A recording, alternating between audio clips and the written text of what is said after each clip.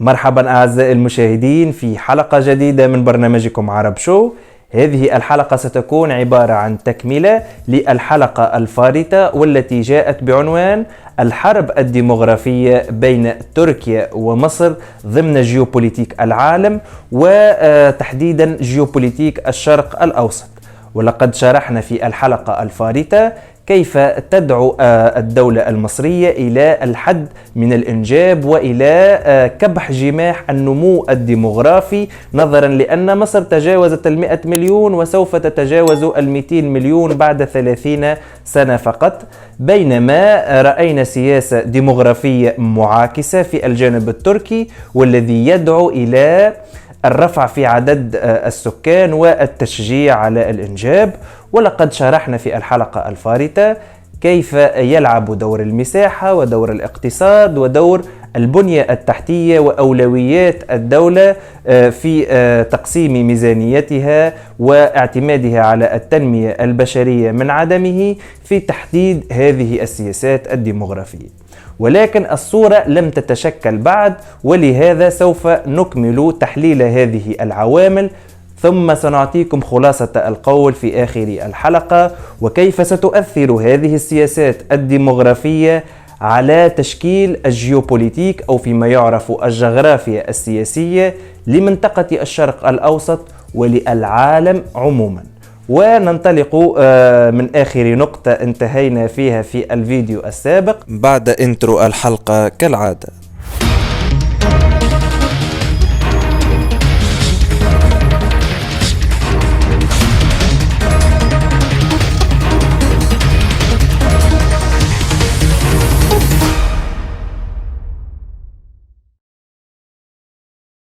وما يفزع الغرب أكثر أن عدد العرب والمسلمين عموما داخل أوروبا هم من الشباب ومن الأطفال، أي أنهم مجتمع فتي عكس المجتمع الأوروبي والذي يحتوي على جزء هام منه من الشيوخ. وبالتالي المجتمع الفتي له مستقبل أكثر، هو الذي سوف يقود الدولة، هو المحرك الأساسي للاقتصاد. لذلك أرجح أن تكون كل من الدول المتوسطية وعلى رأسها إيطاليا وإسبانيا وحتى اليونان دول إسلامية، وحتى يمكن أن تكون دول عربية، نظرا لأن الجالية العربية فيها موجودة بقوة، وبطبيعة الحال هذا إذا لم يقع تغير في السياسات للهجرة الحالية أو في معدل النمو لهذه الدول. وبناء على ما سبق ذكره نجد نفس السيناريو يتكرر في الدولة التركية. فتركيا الآن ليس كل مواطنيها ناطقين باللغة التركية، ففيهم العديد من الأقليات الذين يتكلمون بلغة أخرى، وعلى رأسهم الأكراد. وهنا عزيزي المشاهد يجب أن نميز بين الأكراد والأتراك، فهم من قوميتين مختلفتين ولكن هم ضمن الدولة التركية الآن، ويقدر عدد الأكراد الآن بحوالي 20 مليون مواطن كردي. وهذه الجالية الكردية الضخمة داخل تركيا لديها نسبة نمو ديمغرافي أعلى من الأتراك أنفسهم، وبالتالي عددهم سوف يتضاعف في السنوات المقبلة، وسوف يتدحرج عدد الأتراك في الدولة التركية مثل ما يحدث الآن في الدولة الروسية عندما ينخفض عدد المسيحيين ويرتفع عدد المسلمين. ولكن في تركيا المسألة مخالفة من حيث العرق فقط، فأغلبهم من المسلمون سواء الأتراك أو الأكراد، ولكن الأكراد الآن لديهم نسبة نمو طبيعي أكثر بكثير من الأتراك. ضف على ذلك أن هجرة الأكراد المجاورين للدولة التركية مثل أكراد سوريا وأكراد العراق وأكراد إيران يهاجرون بكثرة إلى تركيا، نظرا لأنها دولة ديمقراطية وتحترم حقوق الإنسان، عكس ما هو سائر في هذه الدول الثلاثة، خصوصا في الدولة الإيرانية والتي تقمعهم حتى في المدارس ولا تدعهم يتكلمون ولا يدرسون بلغتهم الكردية، عكس تركيا التي تضع لهم حقوقهم كاملة ويدرسون باللغة الكردية. وبالتالي تضاعف عدد الأكراد في تركيا يمكن أن يجعل الدولة التركية في المستقبل القريب دولة كردية وليست دولة تركية. وهنا يكمن الخطر على الأتراك الذين يرون في هذا التمدد نوعا من الخطر على هويتهم التي تشكل دولتهم، وهذا العنصر لا يتوفر في الدولة المصرية، فأغلب الشعب المصري يتقن اللغة العربية، وبالتالي مشكلة الديموغرافيا من حيث الأعراق لا تتوفر في مصر. وبالإضافة إلى هذا نجد أن عامل الثقل الديموغرافي سيكون له دور حاسم في إشعال هذه الحرب الديموغرافية في كل من الدولة التركية والمصرية، حيث أن معدل السكان العالمي الآن هو حوالي 7.8 مليار نسمة، بينما هو مرشح لأن يصل إلى أكثر من 11 مليار نسمة، أي بزيادة تتجاوز 3 مليار نسمة في هذه الفترة الزمنية. وتستحوذ قارة آسيا على أكثر من 60% من عدد سكان العالم، والأربع قارات الأخرى في العالم تستحوذ على 40% من سكان العالم. لأن الصين والهند وهي دولتان في آسيا يشكل مجموع عدد سكانهم حوالي 2.9 مليار نسمة، قريبا يعني من 3 مليار نسمة لوحدهم. يعني هاتين الدولتين هم أكثر من ثلث سكان العالم. تخيل معي عزيزي المشاهد، ثلث سكان العالم في دولتين وثلث سكان العالم في باقي دول العالم بأسرع. وبعد الدراسة التي أجرتها جامعة واشنطن بالولايات المتحدة الأمريكية والتي سهر على إعدادها أكثر من 26 عالم في الديموغرافيا، والتي أقرت كما ذكرت سابقا نمو لسكان العالم، ولكن المفاجأة كانت في الدول التي سوف تتمركز كأكبر القوى الديموغرافية في المستقبل، وعلى رأسها الدول الإفريقية. فنجد الآن أن أكثر من 60% كما ذكرت من سكان العالم في دولة آسيا، ولكن بعد 100 سنة أو 80 سنة بالتحديد وفق هذه الدراسة ستكون إفريقيا فيها أكثر من 50% من سكان العالم، وبالتالي الثقل الديموغرافي في آسيا الآن سوف ينتقل لإفريقيا. وهذا بطبيعة الحال له عديد من الدلالات للأسواق الاقتصادية، للمناطق الصناعية المستقبلية، للدول التي سوف تتحكم في العالم مستقبلا. وبالتالي انتقال الثقل الديموغرافي العالمي من القارة الآسيوية إلى القارة الإفريقية سيكون له عامل مهم في تحديد السوق الاستهلاكية المستقبلية، وبالتالي سوف ينعكس هذا على الدول كل من تلك القارتين. فنجد أن الدولة التركية أكثر من 90% من مساحتها ضمن القارة الآسيوية، والتي سوف تشهد انخفاضا كبيرا في عدد سكانها، وبالتالي تقلصا في السوق الاستهلاكية وفي الفرص المستقبلية.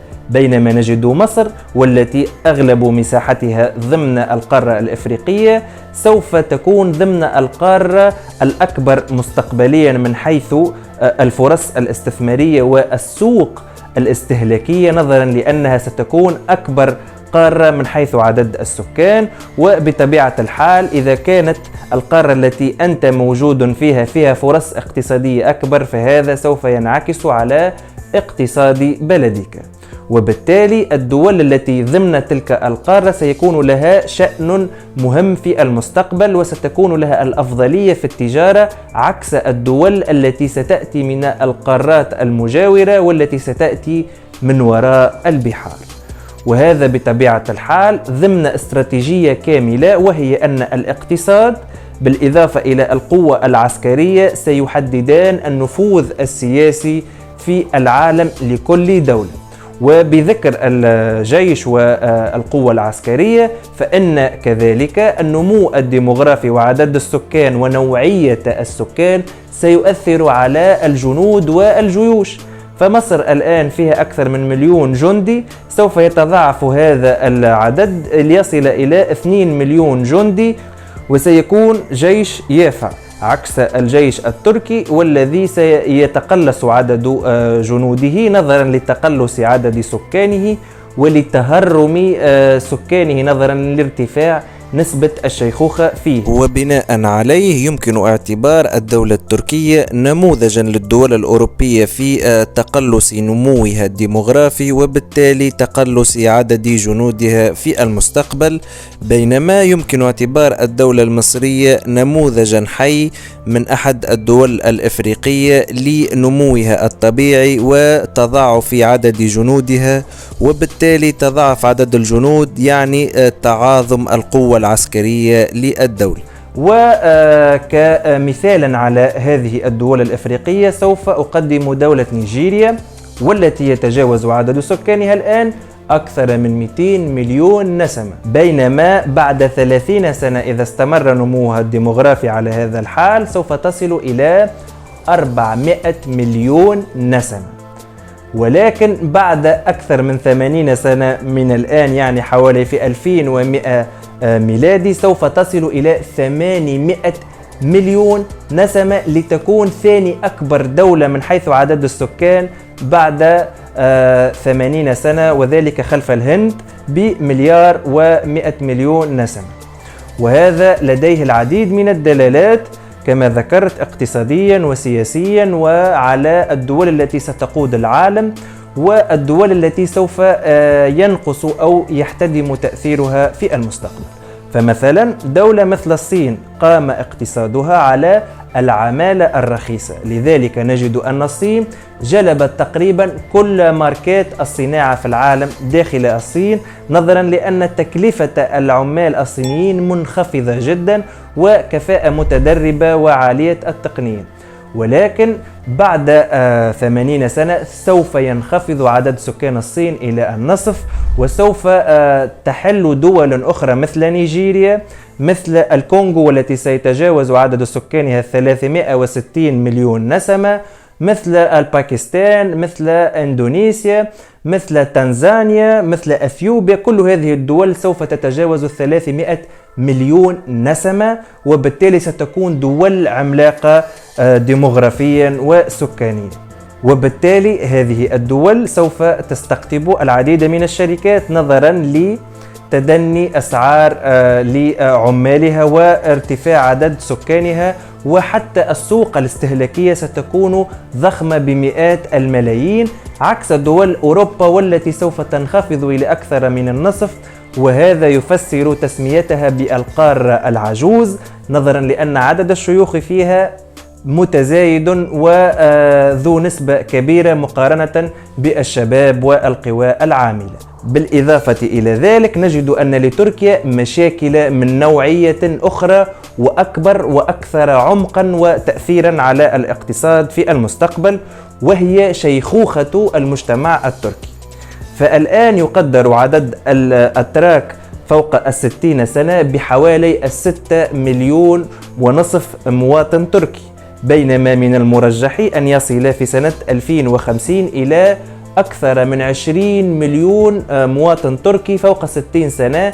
وهذا يطرح العديد من التحديات على الدولة التركية، ومنها التأمين الصحي وتوفير رواتب التقاعد والرعاية الاجتماعية، نظرا لأن تركيا لم تصل إلى حد هذا التهرم السكاني.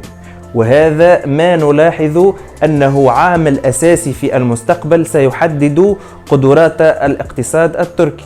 في الجانب الآخر نجد الدولة المصرية والتي فيها نمو سكاني متسارع ومجتمع شاب، وبالتالي نجد أن الدولة المصرية هي مجتمع ودولة شابة وتحقق نموا متسارعا، بينما الدولة التركية نمو بطيء ودولة في سير الشيخوخة.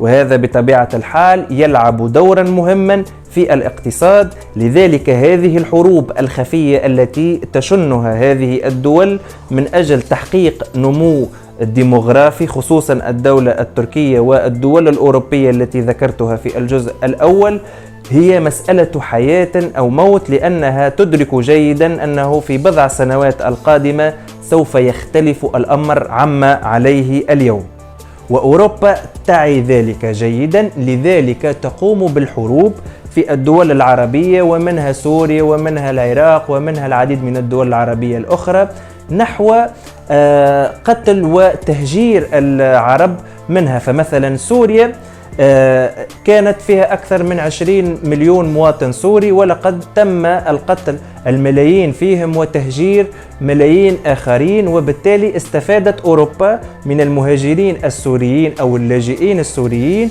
وتم إفراغ سوريا من الكوادر العلمية والطاقات التي فيها. وهذا بطبيعة الحال سوف يفتح الطريق للكيان الصهيوني يكون في أمان داخل منطقة الشرق الأوسط، نظرا لأن الدول التي تحيط به ضعيفة ديموغرافيا وليس فيها عقول مفكرة أو فيها نهضة صناعية أو تكنولوجية وما إلى ذلك.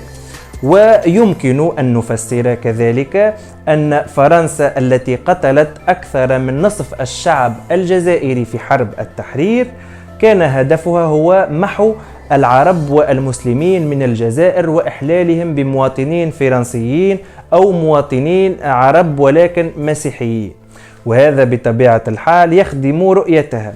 وبالتالي لو لم تدخل فرنسا إلى الجزائر ولم تقتل أكثر من النصف الشعب الجزائري، وذلك وفق تصريح للرئيس الجزائري عبد المجيد تبون والذي أكد هذا الرقم، خصوصا وأنه كان هنالك مغالطة، وهي أن عدد الذين استشهدوا في الجزائر هم 1 أو 1.5 مليون فقط، ولكن لا يعلمون أن هذا فقط هو عدد الشهداء أثناء فترة حرب التحرير، وهي من بداية الخمسينات إلى حوالي 1963، يعني حوالي 10 أو 12 سنة فقط. ونعلم أن الاستعمار الفرنسي امتد على أكثر من 132 سنة داخل الجزائر. لذلك لو لم يدخل الاحتلال الفرنسي للجزائر لكان عدد الجزائريين الآن يتجاوز 90 مليون. تخيل معي عزيزي المشاهد كم من عالم فقدنا في الجزائر، كم من شخصية كان يمكن أن تؤثر في الجزائر وفي العالم العربي وفي مصير العرب والمسلمين عموما. وهذا بطبيعة الحال نظرا لأن فرنسا قتلت الملايين من إخوتنا الجزائريين. وبالتالي الحروب التي نشهدها الآن والتي شهدناها كان هدفها هو التغيير الديموغرافي والحد من النمو السكاني للدول العربية، وهذا بطبيعة الحال كابوس يهدد الغربيين ولا يريدون أن يتواصل هذا النمو، خصوصا وأن أغلب السياسات العربية لا تستثمر في المواطن العربي وفي الذكاء العربي، بل تعتمد على الدفاع والعسكر أو على الثروات الطبيعية أو ما إلى ذلك من المجالات الأخرى، ولكن تهمل بطريقة مباشرة أو بطريقة غير مباشرة العقول العربية. لذلك تعتبر الدول العربية من أكثر الدول منفرة لعلمائها ولطاقاتها الشابة. وضف على ذلك أن التجربة الديموغرافية المصرية أو التركية نجدها تتكرر في أغلب دول العالم، فنجد أن الدولة التركية هي بحكم موقعها القريب من أوروبا وتقاليدها الثقافية وما إلى ذلك أصبحت تميل نحو عدم الإنجاب بأعداد كبيرة عكس الدول العربية والتي تمثل مصر جزءا منها. لذلك استعملت في أول الحلقة المقاربة المصرية والتركية، ولكن هذه المقاربة يمكن تشبيهها على العديد من الدول أو الكيانات الأخرى. فنجد أن عدد الأطفال داخل دولة فلسطين التاريخية من الفلسطينيين يتجاوز 3.6 مولود لكل امرأة، بينما داخل الكيان الصهيوني لا يتجاوز 1.6 مولود لكل امرأة من الكيان الصهيوني. وهذا بطبيعة الحال جعل أعداد الفلسطينيين تتجاوز أعداد الصهاينة داخل دولة فلسطين التاريخية. لذلك علم الديموغرافيا هو علم مهم، والإنجاب داخل الدولة الفلسطينية سيكون عاملا مهما للمقاومة. وبطبيعة الحال ما العدد إلا رقم يمكن أن يساعد في الحروب المستقبلية، ولكن لن يكون له تأثير مهم إلا إذا أحسننا استغلال الذكاء البشري واستثمرنا في العقول العربية. وكمثال بسيط سوف أذكر الفرق في استثمار في العقول بين دولة هولندا ودولة تركيا. رغم أن تركيا واختلافي معها في توجهاتها السياسية في العالم العربي، إلا أنها تقوم بقفزات مهمة في الاقتصاد. ولكن الاقتصاد التركي لا يزال بعيدا عن المنافسة حتى مع اقتصادات ضعيفة أو صغيرة نسبيا. فدولة مثلا مثل هولندا لا تتجاوز مساحتها مدينة اسطنبول في تركيا، ولا يتجاوز عدد سكانها عدد كذلك الأتراك داخل مدينة اسطنبول. فعدد الهولنديين لا يتجاوز 18 مليون نسمة، بينما الأتراك كلهم يتجاوز عدد سكانهم كما ذكرت 83 مليون نسمة. ولكن الاقتصاد الهولندي يفوق الاقتصاد التركي بأكثر من 100 مليار دولار، وهذا بطبيعة الحال ناتج عن الاستثمار المفرط في الشعب وفي الذكاء للبشر. لذلك كل التركيز على استغلال هذه الطاقة الديموغرافية واستعمالها فيما يفيد الناس وفيما يفيد الدولة وفي نموها وتقدمها. وبالتالي الدولة التركية التي تستثمر في مواطنيها لا تقارن بأصغر الدول الأوروبية التي بدأت في الاستثمار في المواطنين منذ زمن بعيد. وهذا بطبيعة الحال يكشف حجم التحديات أمام الدولة المصرية، والتي بدأت الآن في تهيئة البنية التحتية من أجل البدء في الاستثمار في مواطنيها. ونرجو كل التوفيق حقيقة للشعب المصري نحو مزيد التقدم ونحو مزيد الاستثمار في العقول المصرية. ونحن لدينا كل الثقة في العقول والعلماء المصريين من أجل كسر كل القيود والحدود في مجال التقدم العلمي والتكنولوجي في السنوات القادمة. فالمصريين الذين بنوا الأهرامات لا يستغرب منهم الآن أن يبنوا ثورة اقتصادية وثورة صناعية مستقبلية، وهذا بطبيعة الحال سوف أذكره في الحلقة المقبلة إن شاء الله بكل تفصيل. أرجو أن تكون حلقة اليوم قد نالت إعجابكم، خصوصا وأنها ثرية بالمقارنات بين الدول ومنها المصرية والتركية، وبين دول العالم، وبين تغير الأقطاب الحالية والأقطاب الواعدة مستقبلا، والدول التي ستكون هي الأسواق المستقبلية وما إلى ذلك. وهي دول يمكن أن يتم المراهنة على تقدمها منذ الآن، والبداية في الاستثمار في هذه الدول سوف يكون له عوائد اقتصادية مستقبلية في المدى المتوسط والمدى البعيد. وفي نهاية هذه الحلقة أرجو أن أكون قد وفقت في نقل المعلومة، وتحديدا في التعريف بعلم الديموغرافيا، وكيف لنسبة النمو الديموغرافي ولعدد السكان وللتركيبة العرقية داخل المجتمع والتركيبة الدينية وعنصر الشباب وعنصر الشيوخ في كل مجتمع وتأثيره على المستقبل، وكيف تلعب الجغرافيا والقارة التي أنت موجود فيها وكل العوامل الديموغرافية والتاريخية والجغرافية وما إلى ذلك هي التي ستحدد مصير دولتك في المستقبل، والتي ستشكل الجغرافيا السياسية المستقبلية. أرجو أن تكون هذه الحلقة قد نالت إعجابكم. لا تنسوا الاشتراك في القناة وتفعيل زر الجرس حتى يأتيكم كل ما هو جديد. ولا تنسوا موعدنا كل يوم خميس على الساعة 3 بعد الزوال بتوقيت غرينتش.